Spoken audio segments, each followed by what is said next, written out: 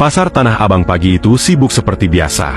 Hiruk-pikuk suara pedagang yang menawarkan dagangannya bercampur dengan aroma makanan khas pasar, menciptakan suasana yang ramai sekaligus penuh tantangan bagi siapapun yang ingin mencari celah untuk berkuasa.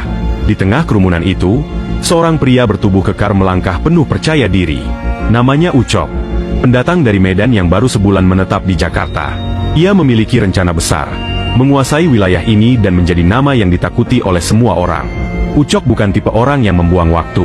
Ia langsung beraksi, menyusuri lorong demi lorong, mencari pedagang yang terlihat lemah atau terlalu sibuk untuk melawan. Tubuhnya yang tinggi besar, lengkap dengan otot yang menonjol, membuat sebagian besar orang menghindari tatap mata dengannya. Dengan nada suara tegas, ia mulai mendekati seorang pedagang buah yang sedang menata dagangannya. "Bang, kalau mau daganganmu aman, kasih 50.000. Aku yang jaga biar nggak ada yang ganggu," katanya sambil menepuk bahu pedagang itu. Pedagang buah itu menatapnya dengan gugup. Ia tahu ini adalah ancaman terselubung. Tetapi apa daya, melawan hanya akan membawa masalah.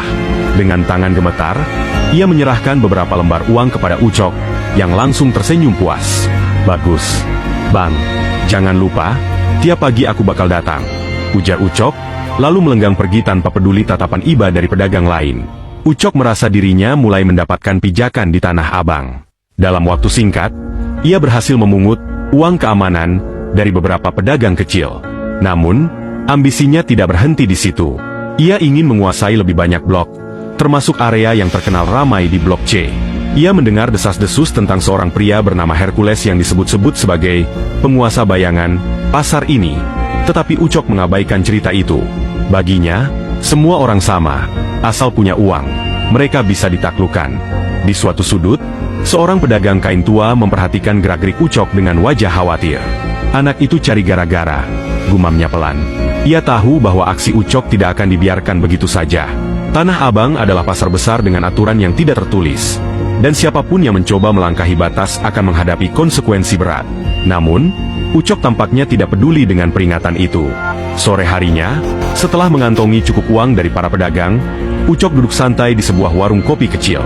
Ia merasa puas dengan pencapaiannya hari itu, tapi di benaknya sudah terbayang langkah selanjutnya. "Besok aku mau ke Blok C," pikirnya sambil menyeruput kopi hitamnya. Ia tidak sadar bahwa tindakannya telah menarik perhatian orang-orang tertentu. Beberapa pria berwajah garang yang duduk di meja sebelah melirik Ucok dengan tatapan penuh arti. Mereka berbisik pelan, membicarakan pendatang baru ini yang begitu berani menantang aturan di pasar yang selama ini mereka anggap sudah mapan. Salah satu dari mereka mengeluarkan ponsel dan mengetik pesan singkat. "Bos, ada orang baru di sini. Sok berani," tulisnya. Pesan itu terkirim kepada seseorang yang namanya tidak asing di Tanah Abang, Hercules. Langit mulai gelap, tapi pasar masih ramai. Ucok bangkit dari duduknya, mengayunkan langkah dengan percaya diri menuju kontrakan kecilnya di pinggiran pasar. Ia tidak menyadari bahwa malam itu, roda takdir sedang berputar, membawa dirinya menuju pertemuan yang akan mengubah segalanya. Pagi berikutnya, matahari baru saja menyapa pasar Tanah Abang. Hiruk-pikuk pedagang mulai memenuhi lorong-lorong pasar, dan aroma kopi bercampur bau kain baru menyesaki udara. Ucok sudah bersiap dengan rencana hari ini, menjadikan Blok C sebagai wilayah kekuasaannya berikutnya. Dengan langkah lebar dan dada membusung, ia menuju area yang terkenal dengan perdagangan kain terbesar di Jakarta itu. Blok C berbeda dari area lain yang sudah Ucok datangi.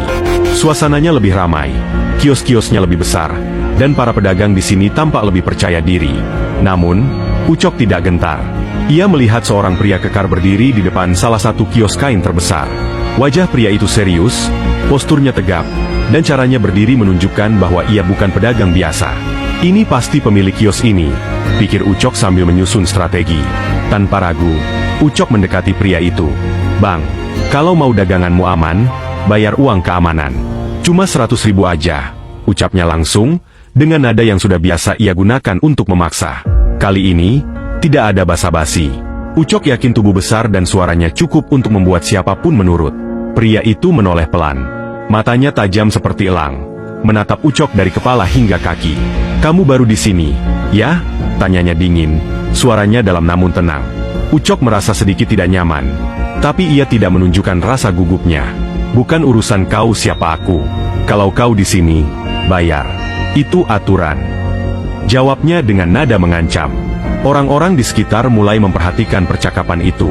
Beberapa pedagang saling berbisik, sementara yang lain tampak kaget. Pria yang berdiri di depan Ucok bukan orang sembarangan.